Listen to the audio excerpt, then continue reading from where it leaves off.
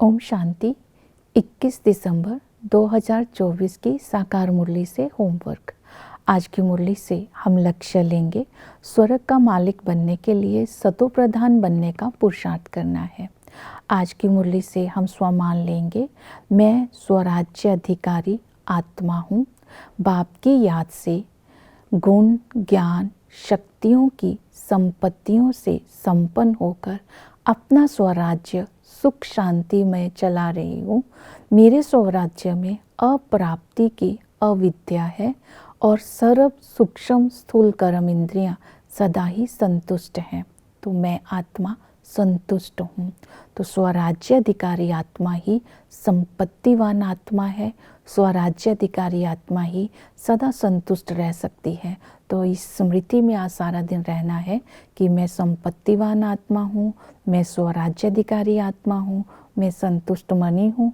और आज की मुरली से हम रिफ्लेक्शन करेंगे तो इच्छा मात्रम अविद्या, मैं आत्मा कहाँ तक बनी हूँ, और चिंतन करेंगे शांतिमय और इस समय संपत्तिवान जो आत्मा है उसकी विशेषताएं क्या होती है। और पुरुषार्थ करेंगे चारों सब्जेक्ट्स पर अटेंशन देनी है, ज्ञान, योग, धारणा, सेवा। याद के लिए आज की मुरली में बाबा ने कहा बाप और वर्षे को याद करना है, दुख धाम को भूलना है, शांति धाम और सुख धाम को याद करना। इसे ही मन मना भव कहा जाता है। इसके लिए जो विधि है, याद की विधि है, पहली विधि है कि इस पुरानी दुनिया को अगर भूलेंगे तब बाप की याद रहेगी। इस पुरानी दुनिया को भूलने के लिए ये स्वमान सारा दिन इमर्ज रूप में रहे, मैं परम धाम निवासी आत्मा हूँ। चलते फिरते अपने आप को शांति धाम का वासी समझते रहना है। दूसरी विधि है याद तभी रहेगी अगर पवित्रता पर अटेंशन होगी। इसके लिए ये अभ्यास करना है, मैं नॉलेजफुल आत्मा हूँ। ये ब्राह्मण जन्म लेते ही बाप से ज्ञान का तीसरा नेत्र मिला। इस ज्ञान के तीसरे नेत्र से तीनों कालों में, तीनों लोकों में अपने पवित्र स्वरूप का दर्शन करते रहेंगे। और जितना आत्मा में पवित्रता की धारणा होगी उतना ही याद स्वतः आती रहेगी। तीसरी विधि बताई, मैं यात्री हूँ, ये सदा ही याद रखना है, क्योंकि इस संगम पर आत्मा सन ऑफ साइलेंस फादर है। आत्मा भी साइलेंस है। आत्मा परमधाम निवासी है। शांति धाम और सुख धाम की याद कर मैं आत्मा सच्ची कमाई कर रही हूँ। तो यात्रा करते रहना है, कभी शांति धाम में जाना है, कभी सुख धाम में जाना है, कभी अपने अनादि गुणों का चिंतन करना है, कभी अपने आदि गुणों का चिंतन करना है, और पिता की याद से पावन बनने का पुरुषार्थ करना है। नेक्स्ट विधि बताई संबंध।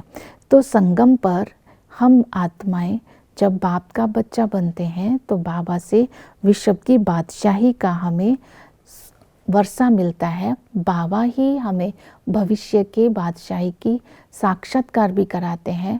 वो नई दुनिया के स्थापक भी हैं, विनाश भी करते हैं और पालना भी कराते हैं।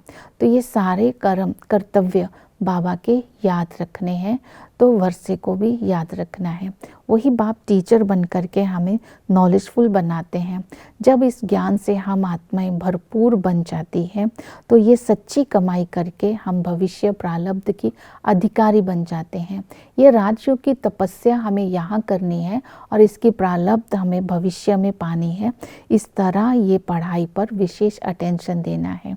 और सतगुरु पतित से पावन बनाते हैं, दुखों से लिबरेट करते हैं, पावन बना करके हम आत्माओं को शांति धाम ले जाते हैं। और इस संगम पर बाबा आकर के ये वशीकरण मंत्र मन मना भव का हम आत्माओं को देते हैं। तो बाप, टीचर, सतगुरु के संबंध से भी निरंतर याद रहेगी। दूसरी बात है धारणा के लिए। धारणा के लिए बाबा ने कहा कि माया का सिर काटने के लिए सारा दिन स्वदर्शन चक्रधारी बन करके रहना है, लक्ष्मी नारायण समान संपूर्ण निर्विकारी बनने का पुरुषार्थ करना है, घर गृहस्थ में रहते हुए कमल फूल समान बनना है।